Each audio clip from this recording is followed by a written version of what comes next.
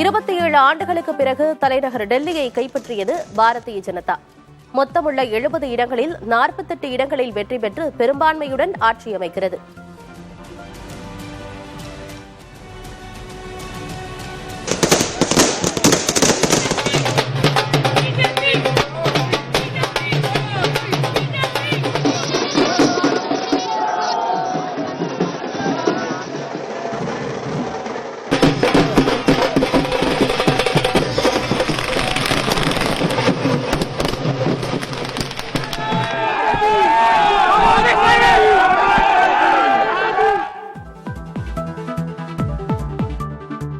இருமுறை தொடர்ந்து ஆட்சியில் இருந்த ஆம் ஆத்மி கட்சி எதிர்க்கட்சியானது.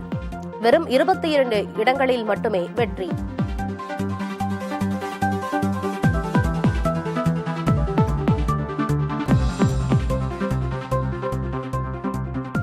டெல்லி பேரவைத் தேர்தலில் முன்னாள் முதல்வர் கெஜ்ரிவால், முன்னாள் துணை முதல்வர் சிசோடியா ஆகியோர் தோல்வி.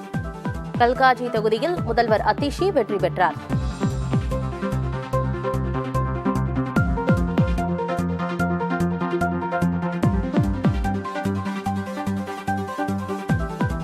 டெல்லியில் பாஜக ஆட்சி அமைக்கும் நிலையில் புதிய முதல்வர் யார்? கெஜ்ரிவாலை தோற்கடித்த பர்வேஷ் சாஹிப் சிங் வர்மா தேர்வாக வாய்ப்பு.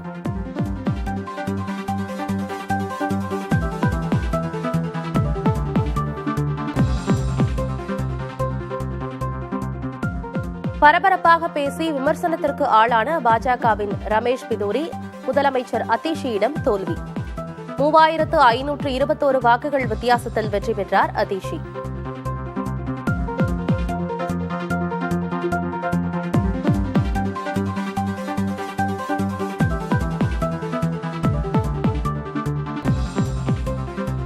டெல்லியில் தொடர்ந்து 3வது முறையாக படுதோல்வியை சந்திக்கும் காங்கிரஸ். ஒரு தொகுதியில் கூட வெற்றி பெறாத பரிதாபம்.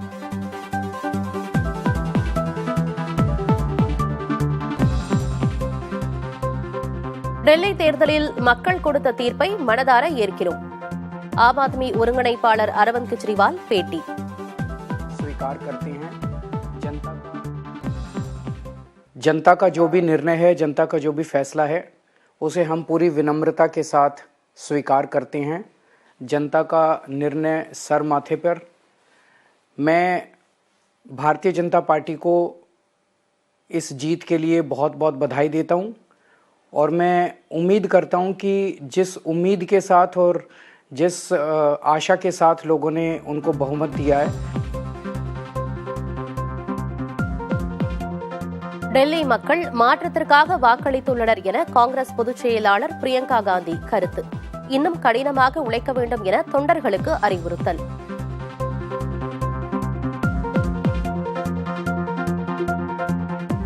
ஈரோடு கிழக்கு தொகுதி சட்டப்பேரவை இடைத்தேர்தலில் திமுக அமோக வெற்றி.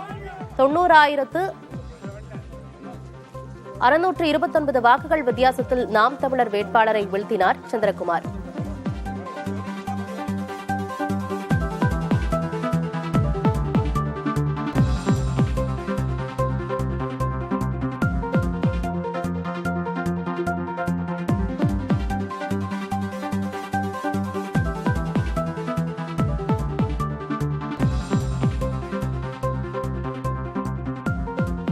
ஈரோடு கிழக்கு தொகுதி இடைத்தேர்தலில் நோட்டாவில் 6000க்கும் மேற்பட்ட வாக்குகள் பதிவு.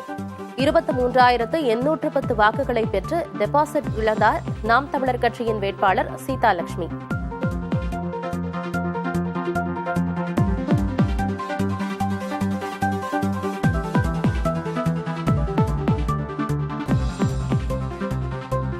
ஈரோடு கிழக்கு தொகுதி முடிவுகள் நாம் தமிழர் கட்சிக்கு பின்னடைவு அல்ல. பேரவைத் தேர்தலை எண்ணி திமுக தலைமை அச்சத்தில் உள்ளதாகவும் நாம் தமிழர் கட்சியின் வேட்பாளர் சீதாலட்சுமி பேட்டி.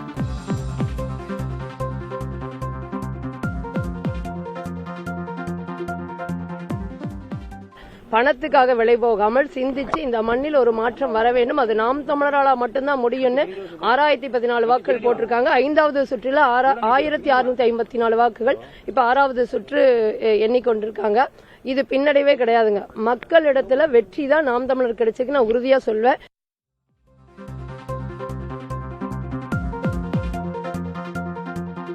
பெரியார் மண்ணில் பெரும் வெற்றி பெற்றிருப்பதாக முதலமைச்சர் மு.க.ஸ்டாலின் பெருமிதம். 2021 ஆட்சி பொறுப்பை வழங்கிய தமிழக மக்களின் நம்பிக்கையை காப்பாற்றி வருவதாக பேச்சு.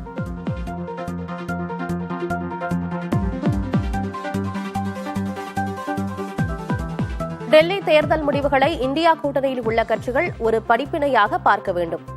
விடுதலை சிறுத்தைகள் கட்சித் தலைவர் திருமாவளவன் கருத்து. இந்தியா கூட்டணியில் இடம்பெற்றுள்ள கட்சிகள் ஈகோ பிரச்சினைகளை பின்னுக்கு தள்ளிவிட்டு நாட்டையும் மக்களையும் காப்பாற்றுவதற்கான திசை வழியில் சிந்திக்க வேண்டும். நாடாளுமன்ற தேர்தலுக்கு மட்டுமல்ல, சட்டப்பேரவை தேர்தல்களுக்கும் இந்தியா கூட்டணி ஒருங்கிணைந்து செயல்பட வேண்டிய தேவை உள்ளது.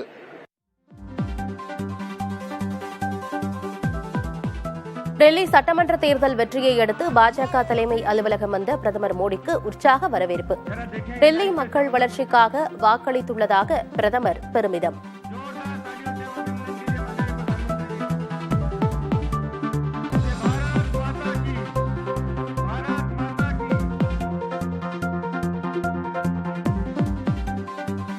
நாட்டின் பொருளாதாரத்திற்கு முதுகெலும்பாக உள்ள தமிழகத்தை தொடர்ந்து வஞ்சிப்பது ஏன் என முதலமைச்சர் மு.க.ஸ்டாலின் கேள்வி. தடைகளை தாண்டி தமிழகத்தை வளர்த்தெடுப்போம் என்றும் பேச்சு.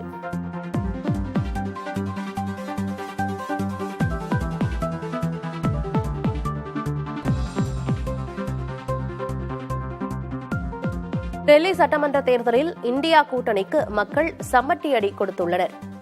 ஈரோடு கிழக்கில் திமுக பெற்றது போலி வெற்றி என எதிர்க்கட்சித் தலைவர் எடப்பாடி பழனிசாமி விமர்சனம்.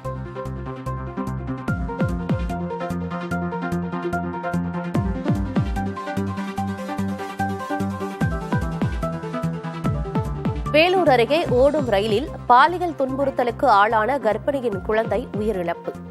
4 மாத கர்ப்பிணிக்கு தீவிர சிகிச்சை அளிக்கப்பட்டு வரும் நிலையில் குழந்தையின் இதய துடிப்பு நின்றது.